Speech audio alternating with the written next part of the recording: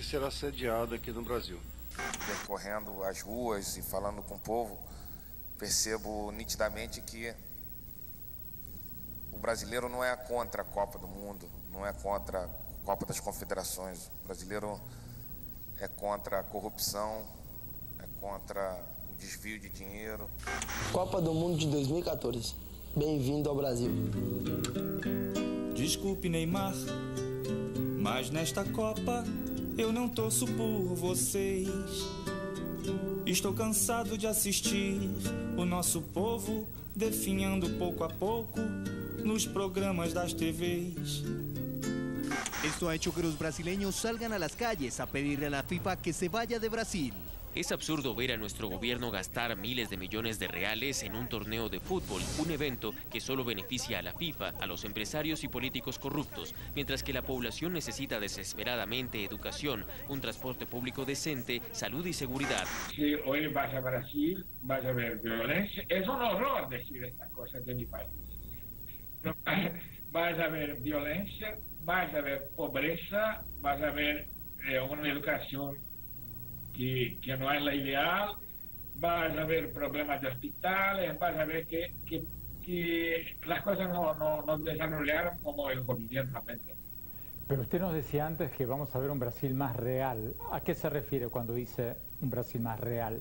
Eso, infelizmente, un Brasil más real no es el Brasil que ahora en la bolsa de valores sube y que la gente habla que es una gran potencia, el llamado BRICS, ¿no? Que era Brasil, Rusia, India, China.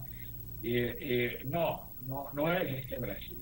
Você imagina um investidor estrangeiro sair de Londres, vir aqui no Brasil, estudar a perspectiva de investimento, e ele depara no mesmo dia com o Estadão, com o Globo, com a Veja, com a Época, ou seja, ele vai embora correndo. O país acabou. E eu insisto, pobres, velhos, velhas, crianças, gestantes, tudo na calçada. Sem médico, sem equipamento, sem leito, sem nada. O senhor que está me vendo, o seu avô que está com um problema de bexiga, precisa baixar o hospital. Procure o hospital em Curitiba. Procure, se tiver dinheiro, na hora. Se não tiver, senhor, desculpe, não temos vaga, vamos deixar o seu nome na lista. Mas estão tocando estádios para ver Irã e Nigéria. Não me diga se alguém com algum juízo na cabeça vai sair de casa para ver Irã e Nigéria. Perguntem pro Lula, que é o responsável por isso. Ele sabia que a bomba ia explodir no colo alheio. Perguntem pro Lula, jornalistas de meia pataca, que o vivem colocando na capa do jornal, esquerdistas de uma figa. O Brasil está no charco, na lama, está no fundo do poço moral e econômico. Mas vamos ter uma Copa do Mundo em Curitiba, Irã e Nigéria. Meu Deus, eu não vejo a hora de começar o jogo. Brasil. Bueno, me parece que las olas de protesta en Brasil hablan mucho de los fracasos y mucho de los éxitos del modelo de gobierno que se implementó en Brasil, o del gobierno del PT, digamos, que está en el poder en Brasil 2003, que a su vez funciona, me parece a mí, como una metáfora también de los fracasos y los éxitos de los procesos de izquierda que están atravesando un montón de países de América Latina desde hace 10, 15 años. Un país que fue muy exitoso en algunos casos, o sea, Brasil produjo el proceso de inclusión social en los últimos 10 años, el proceso de inclusión social más importante del último medio siglo, del último siglo, digamos. Desde Vargas, que no se veía un proceso de inclusión social en Brasil tan grande. En Brasil hay un dato asombroso, que es que Brasil, desde hace ya 3 o 4 años, tiene a la mayor parte de su población incluida dentro de la clase media. Ahora, esta transformación tiene muchísimas cuestiones pendientes. Yo estaba revisando el otro día unas estadísticas. ¿Sabes cuál es el tiempo de transporte promedio en un ómnibus en la ciudad de San Pablo? 12 kilómetros por hora. Entonces, la gente de repente tiene más ingresos, tiene más acceso al consumo, se puede comprar televisores, lavarropas, etcétera, una serie de cosas. Ahora, demora 3 horas en esa ciudad infernal que es San Pablo o Río en llegar a su trabajo.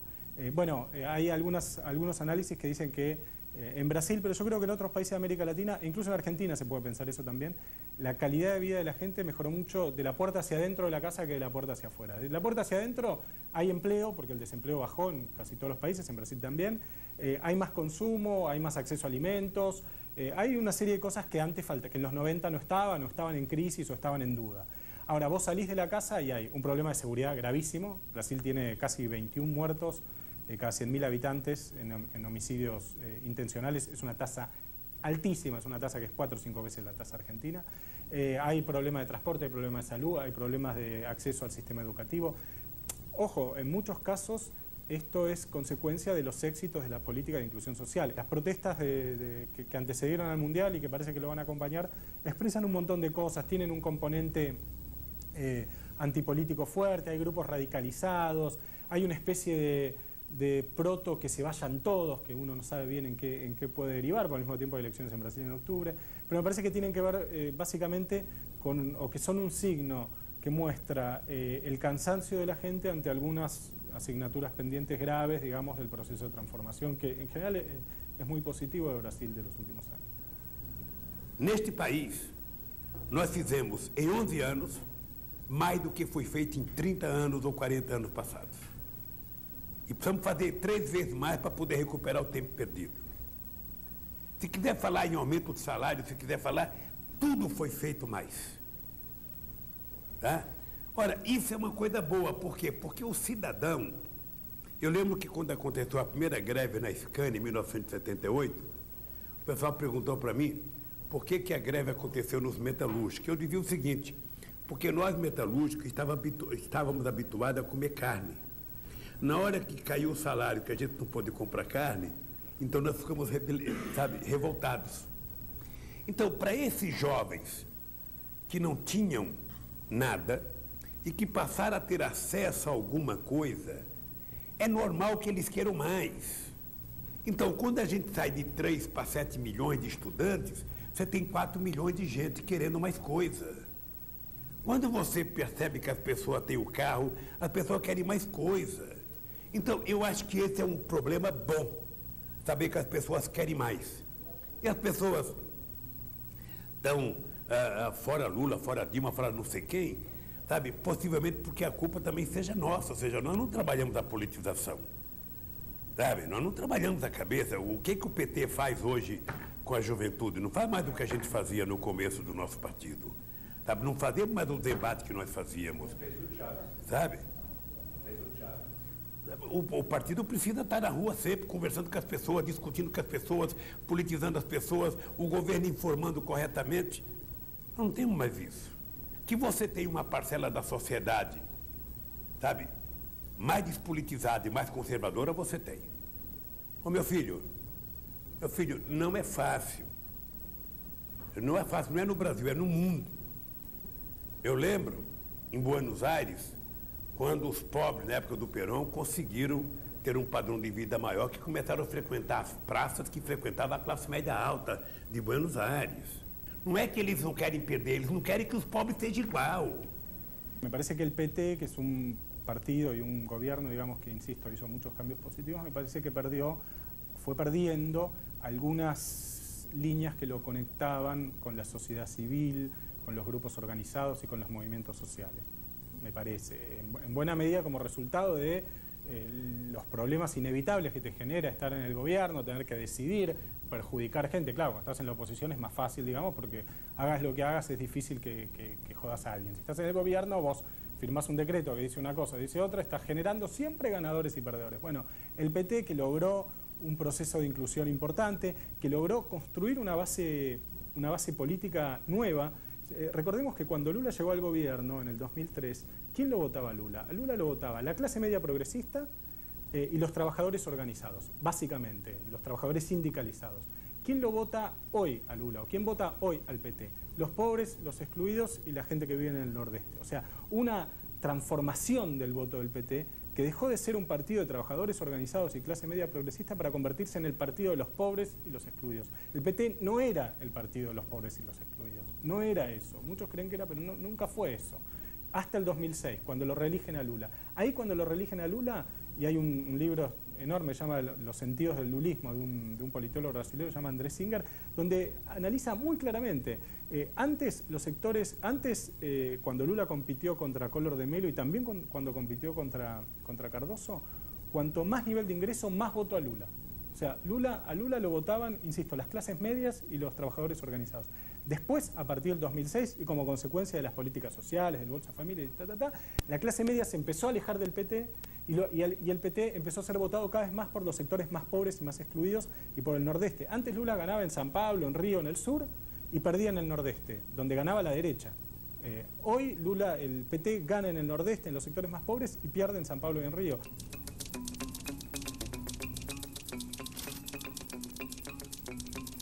El racismo en Brasil es un problema desde hace siglos. Ese sincretismo de culturas que es Brasil se sostiene en la histórica convivencia forzada de africanos llegados esclavos a las tierras cariocas, colonizadores portugueses y los pueblos originarios que allí moraban. Es tan cierto el encanto estético y cultural que ha generado esa fusión, como el racismo intrínseco que alberga y se observa en la estructura. Los avances han sido enormes, pero persisten las resistencias a reconocer como igual al que tenemos al lado, si es negro.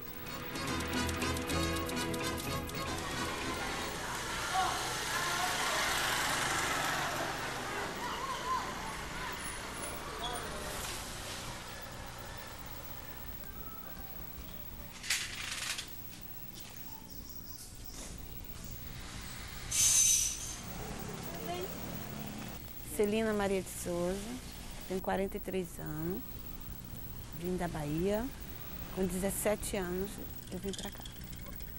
Aí falei para minha mãe, eu tô indo embora. Falei, aqui acabou. Cheguei aqui, casei, tive meus filhos, tenho 6 filhos. Tudo bom? Oi, amor, tudo bem? Eu ia dormir com meus 2 filhos na rua. Eu grávida de gêmeas, eu passei fome. Para não ver meus 4 filhos passar fome. A comida que tinha eu dividi para os 4. E falei para os meus filhos, se vocês comem, eu vou estar alimentada. Mas eu não estava. Aí surgiu os comentários, estão fazendo Bolsa Família. Aí eu, o que é isso, gente?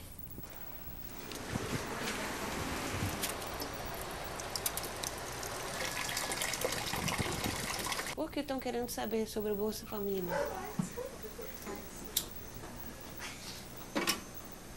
Se eu queria, sabe o quê? Os outros países olhassem como o Brasil olhou por nós.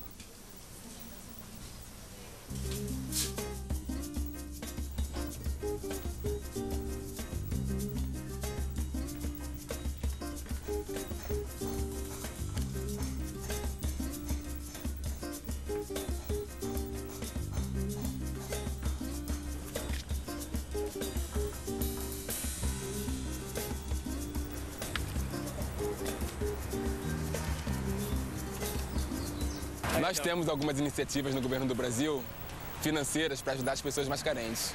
Algumas dessas alternativas são a Bolsa Família, que ela pega uma parte da população